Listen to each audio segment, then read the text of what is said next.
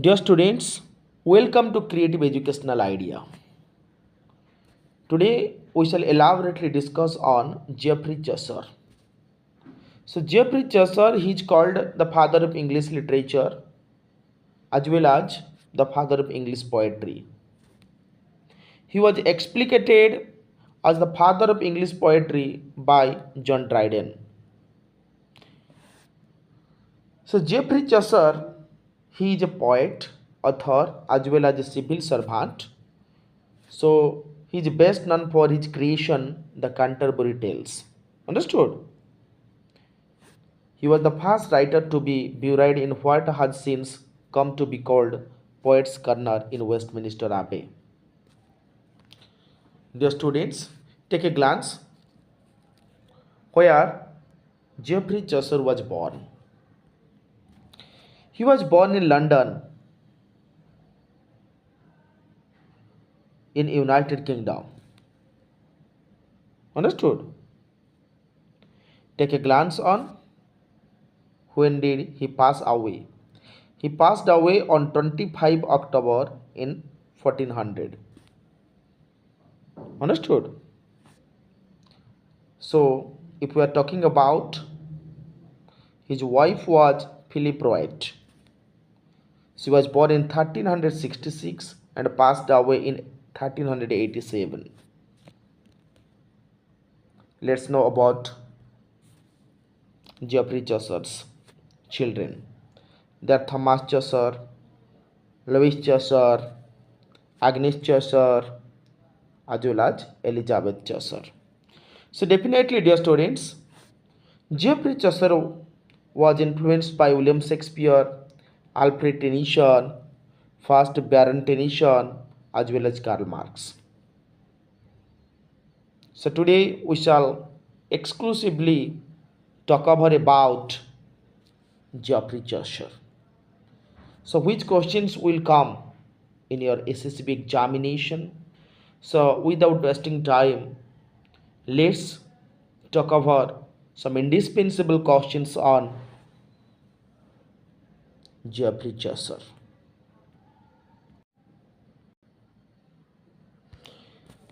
Between which sets of date did Chaucer live? So Chaucer was born in 1340 and he passed away in 1400. Geoffrey Chaucer, he was born in 1340 and passed away in 1400.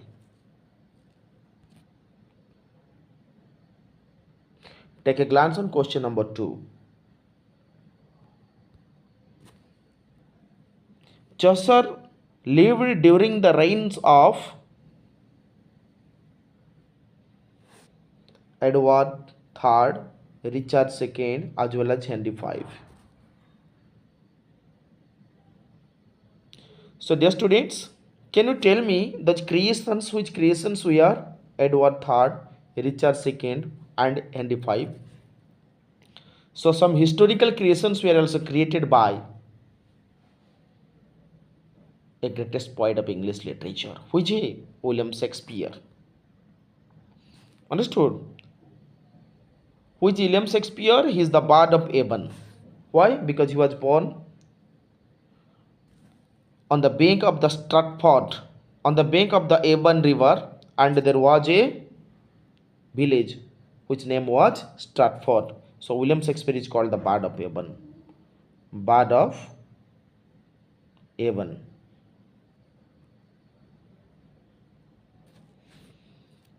Let's go to the next point.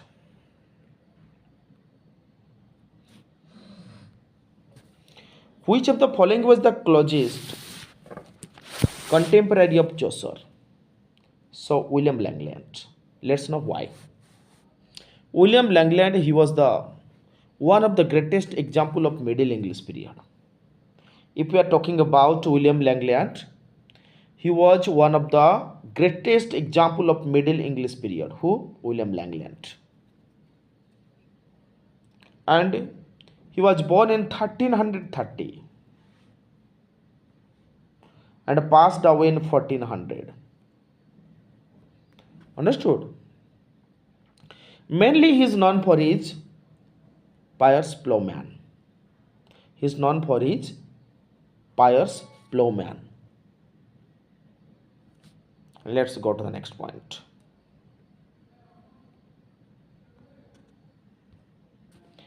Who called Chaucer the father of English poetry? John Dryden, which I have already explicated a few minutes before. Who called Chaucer the father of English poetry? John Dryden.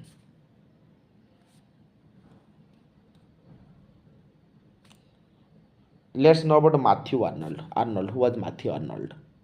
He is also an English poet and a cultural critic. Understood? Matthew Arnold was also an English poet as well as a cultural critic. And he was born on 24 December 1822 and passed away on 15 April 1888. Understood? Who? Arnold. If we are talking about Spencer, who is known as the poet's poet. Who is called the poet's poet? Spencer. Understood? Poet's poet.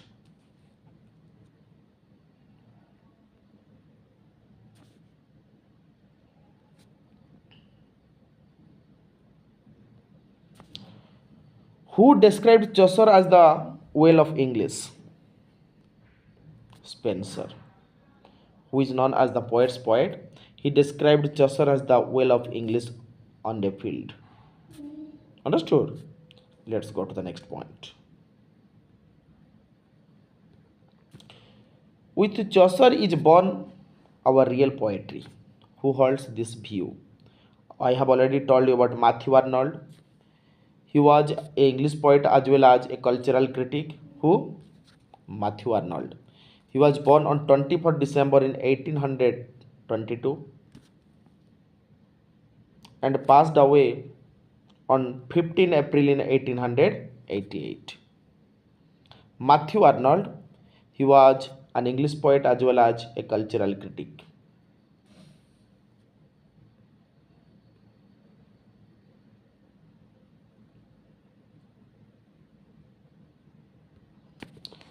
Chaucer found his native tongue a dialect and left it a language. Who makes this observation? Chaucer found his native tongue a dialect and left it a language. Who makes this observation? This correct option is option A, Lodge. Chaucer found his native tongue a dialect and left it language. And that person, Lodge, who is known as Lodge, made this observation.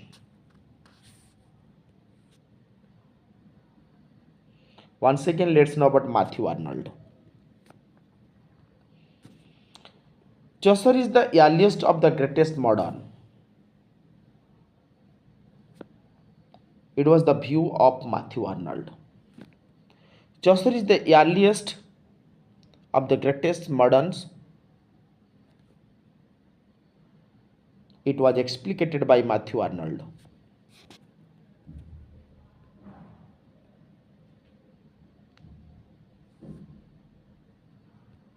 If Chaucer is the father of English poetry, he is the grandfather of English novel.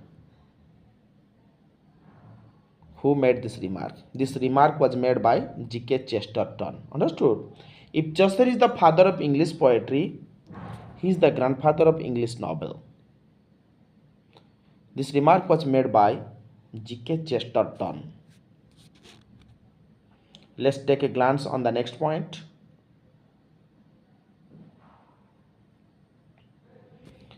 Who says about Chaucer's characters? Here God's plenty. And he also called to Chaucer the father of English poetry. John Dryden. John Dryden says about Chaucer's characters, here is God's plenty.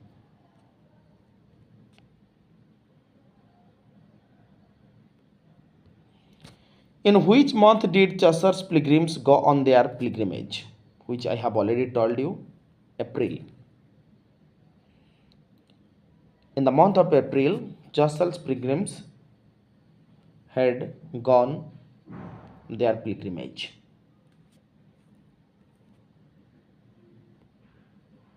So let's know how many pilgrims had participated, how many pilgrims had gone in Chaucer's Canterbury Tales? So 29. In Chaucer Canterbury Tales, there are 29 pilgrims who are going on the pilgrimage. Understood? Let's know. Next point. How many pilgrims in the prologue to the Canterbury Tales represent the knighthood class? 3. Understood? 3 pilgrims in the prologue. Prologue. What is the meaning of prologue? Introduction time, introduction part at the beginning, and its antonym is epilogue. Understood? So how many pilgrims in the prologue to the Canterbury Tales represent the knighthood class? 3. The correct option is 3.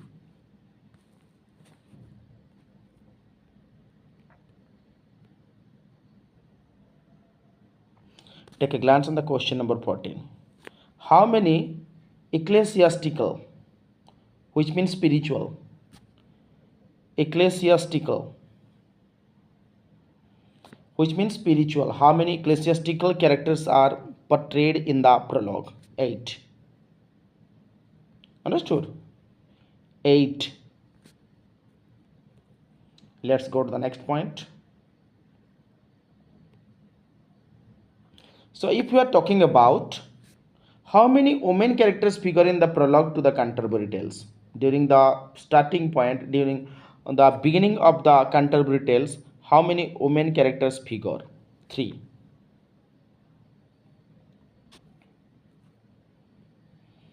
Let's know about question number 16. It is believed that the host at the inn was a real man. What is the name of that host?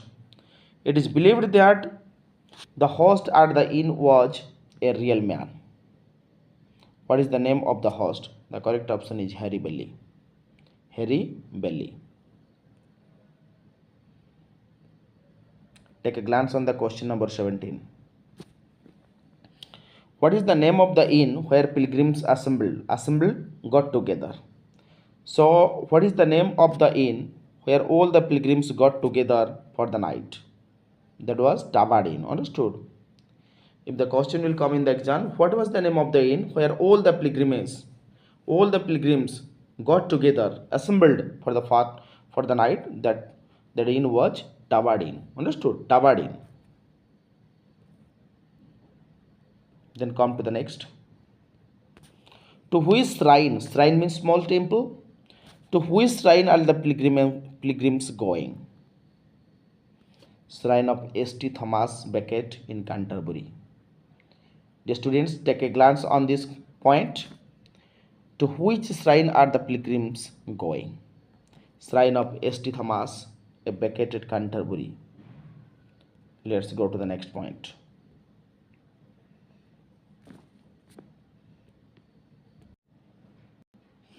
Take a glance on the question number 19.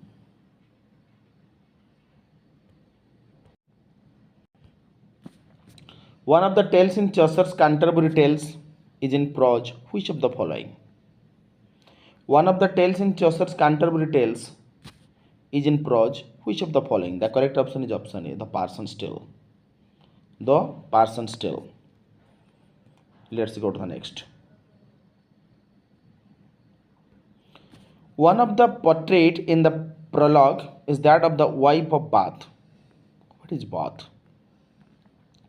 One of the portraits in the prologue is that of the wife of Bath. So Bath, this is the name of the town to which she belonged. The name of the town which she belonged. This is known as Bath.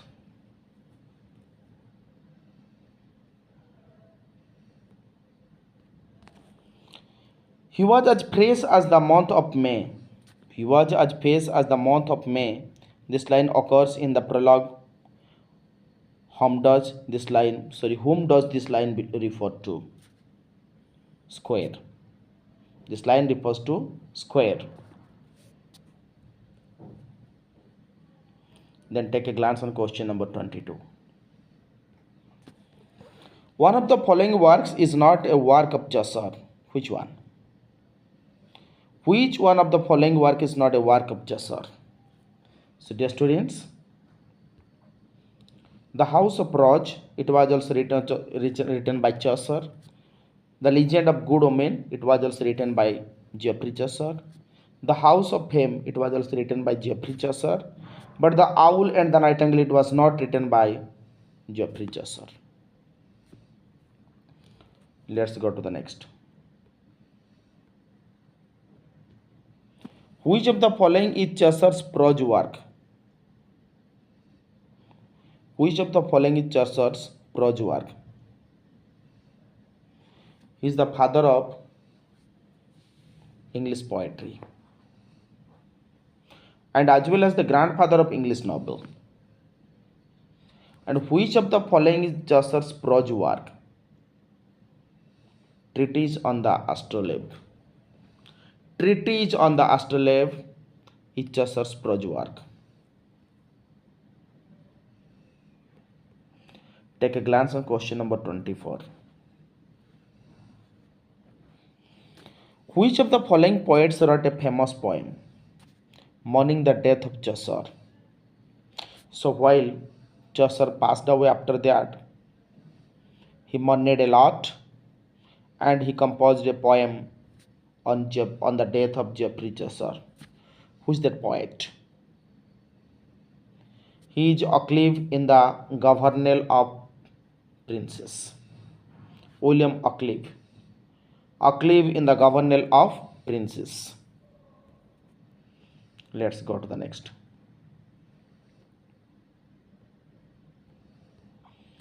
Chaucer was not indebted for his sources to one of the following. Chaucer was not indebted for his sources to one of the following.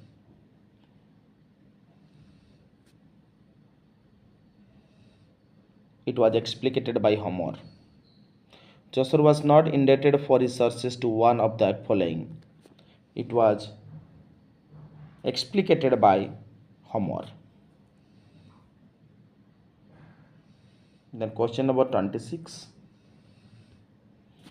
In which tale Chaucer's daughter is killed by her father? In Geoffrey Chaucer's creation, the Physician tale, a daughter was killed by her father. Physician tale. The students mug up it. In Geoffrey Chaucer's Physician tale, a daughter was killed by her father.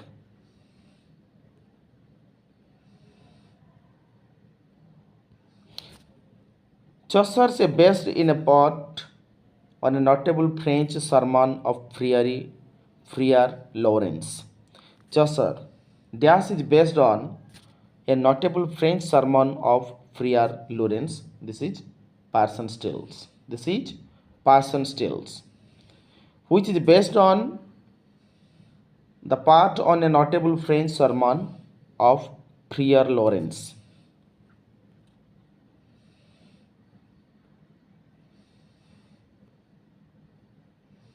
Who has been called the morning star of Rensa?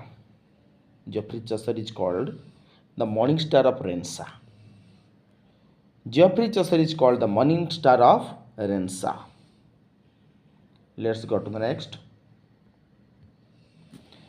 Which work of Chaucer was an allegory on the death of blank, the life of his patron? The Book of Duchess. Understood? The Book of Duchess. The Book of Duchess was an allegory on the death of blank and the life of patron. The Book of Duchess.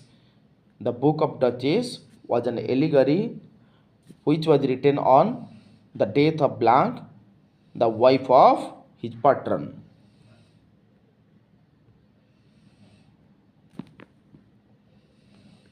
Then, which of Chaucer's work has the Trojan War as its background? Which of Chaucer's work has the Trojan War as its background? The correct option is Troilus and Cressade. Troilus and Cressade. Chaucer's work has the Trojan War as its background.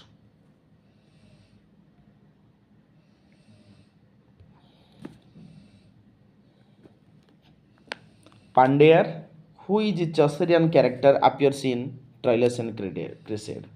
So this character Pandeyar, it was appeared in Troilus and Cresside. Let's go to the next. I have already explained this character. He was as fresh as the month of May. This line appears in the prologue. Who does this line refer to? It was referred to Scare. The next. Which of the following tales in Chaucer's Canterbury Tales is in prose? Which of the following tales in Chaucer's Canterbury Tales is in prose? This is the Parson's Tale. This is the Parson Tales. Next. He found English a dialect and left it English. Here it stands for. This sentence was explicated by John Dryden to Geoffrey Chaucer. Understood? This sentence was explicated by John Dryden to Geoffrey Chaucer.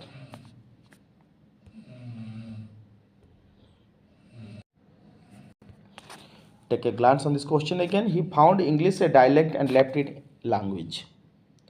It was explicated by John Dryden to Geoffrey Chaucer. Let's go to the next. Which work of Chaucer bears a close resemblance to Dante's Divine Comedy? Which work of Chaucer bears a close resemblance to Dante's Divine Comedy?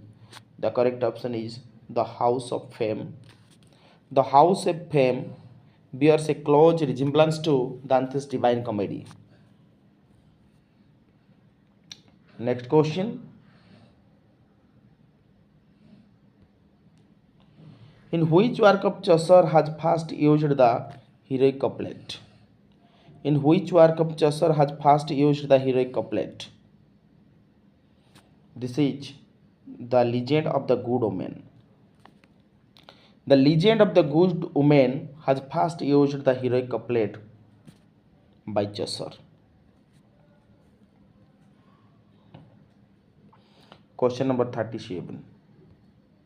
Which work of Chaucer entitled him to come of being called the father of English poetry? Which work of Chaucer entitled him that the calm of being called the father of English poetry? This is Canterbury Tales.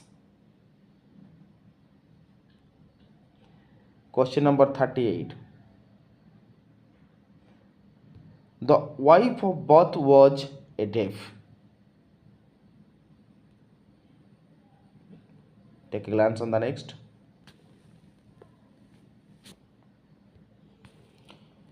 In Non's Parson's Tale, the poor widow had 3 sons. In Non's Parson's Tales, the poor widow had 3 sons.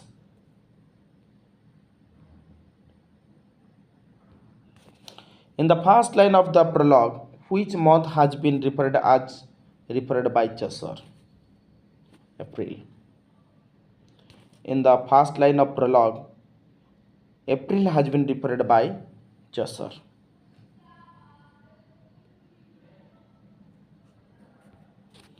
In the prologue, which character is fond of hunting and riding? Monk. Monk in the prologue by Chaucer, the character Monk is fond of hunting as well as riding.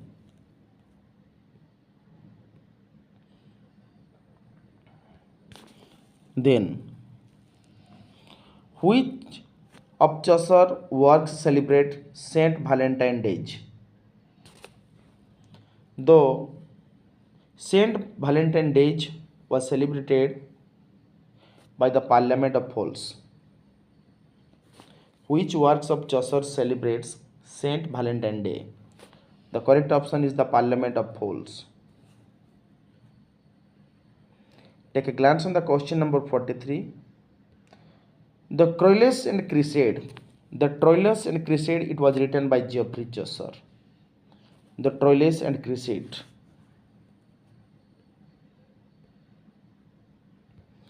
The lifespan of Chaucer is 1342 1400. Chaucer had known 4 languages. Understood? And which I have already told that Chaucer, he was an English poet, author, as well as a civil servant, and he was best known for his creation Canterbury Tales. Understood? And on the other hand, he is also known as the father of English poetry, Geoffrey Chaucer. He was the first writer to be buried in what was since, understood, in Westminster Abbey.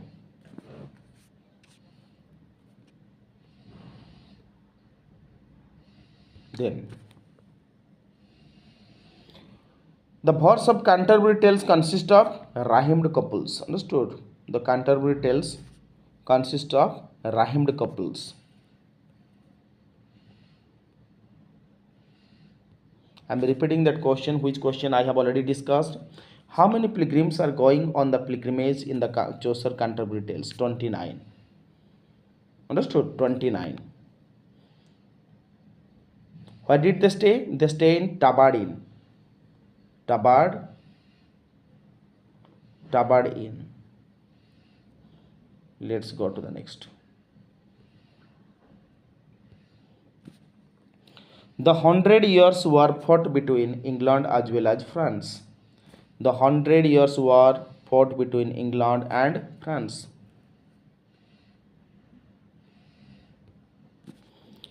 Beowulf is the most important Anglo-Saxon literary work.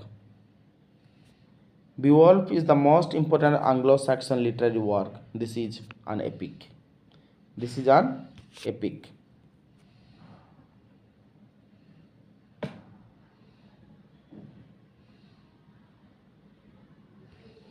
In which century did Norman conquest take place? 11th century. Let's go to the next. The War of Roses figures in the work of Shakespeare. So I'm just talking about a little on William Shakespeare. He was born in 1564 at Stratford upon Avon. Understood? So Shakespeare is called the Bard of Avon. Avon, this is the name of a river which was nearby the Stratford, and the Stratford is a village where Shakespeare was born, and Stratford was located on the bank of Avon. Understood? Shakespeare, in his lifetime he had written 154 sonnets and 37 plays. Understood? So William Shakespeare, he passed away in 1616.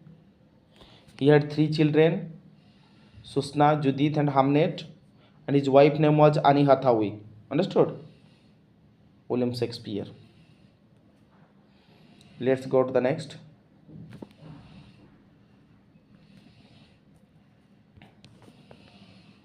Who of the following is called the morning star of Reformation? And those who are following him, they are known as Lollards. Understood? I'm just talking about John Wycliffe. He is called the morning star of the Reformation, and those who are following him, they are known as Lollards. And he is the first person who translated Bible. Who? John Wycliffe. Question number 52. How many pilgrims in the prologue to Canterbury Tales represents the military procession? 3. 3 pilgrims in the prologue to Canterbury Tales represents the military profession. Then take a glance on question number 53. How many ecclesiastical, which is known as ecclesiastical, which means spiritual. How many spiritual characters are portrayed in the prologue? 8. Understood? Let's go to the next. What is the name of the inn? So which I have already discussed, where the pilgrims assembled, all the pilgrims stayed, put up, which I have already told, Tabadin. Then, which of the 4 chief dialects that flourished in the, flourish means developed, which of the 4 chief dialects that flourished in pre-Chaucerian period became standard English in Chaucer time? This is East Midland. Let's go to the next. He found English a dialect and left it a language. It was explicated by laws. Then let's go to the next.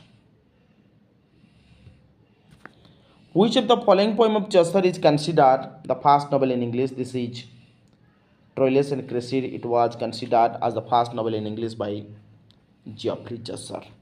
Troilus and Cressida. Then come to question number 58. There is something common between Boccaccio's Philostrato and Chaucer's. There is something common between Boccaccio's Philostratos and Boccaccio's. It has explicated in Troilus and Cressida. Let's go to the next.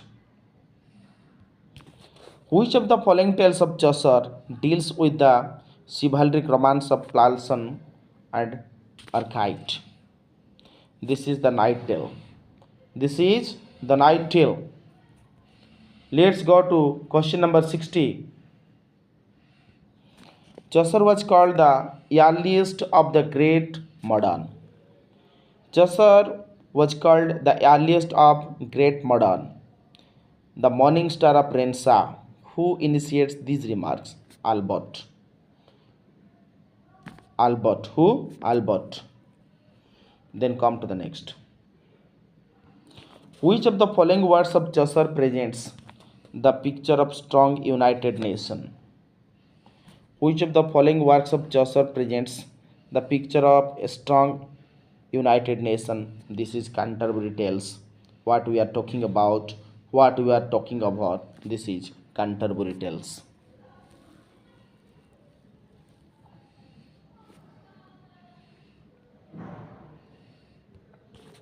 How many tales to be told by pilgrimage?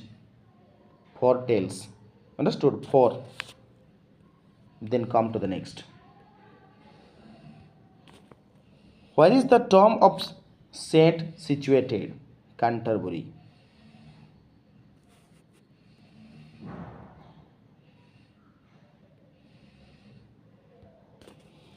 Amor Vincent Omnia. Amor Vincent Omnia in Chaucer's prologue, which means love conquer all. So there was a phrase which is used in Chaucer's prologue, Amor Vincent Omnia, which means love conquer all.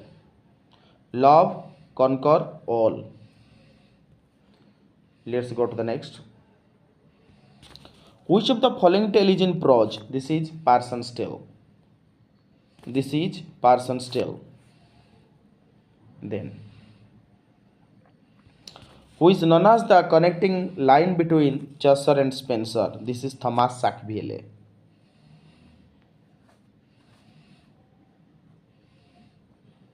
Thomas Sackville and Nicholas Sackville, who is they had written Gorboduc. They had written Gorboduc. Who is known as the connecting link between Chaucer and Spenser? This is Thomas Sackville. Then come to question number 67. The work of Wait and Sorry. The work of Wait and Sorry were published in Tottel's Miscellany in 1557. Then come to question number 68. The first English playhouse called the theatre. The first English, like the first picture skew novel, that was Unfortunate Travel, which was written by Thomas Nash. Thomas Nash.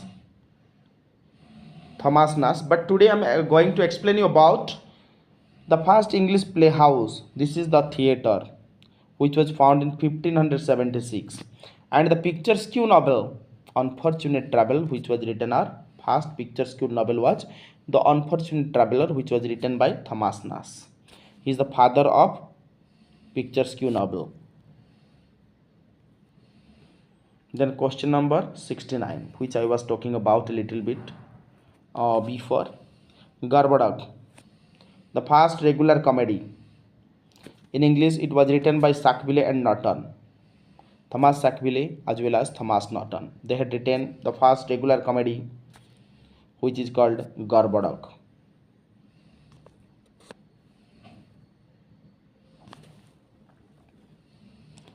Then come to the next.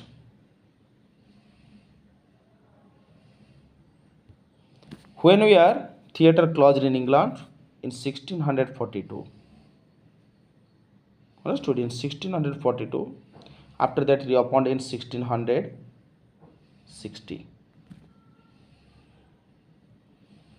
In 1642, the theatres were closed in England.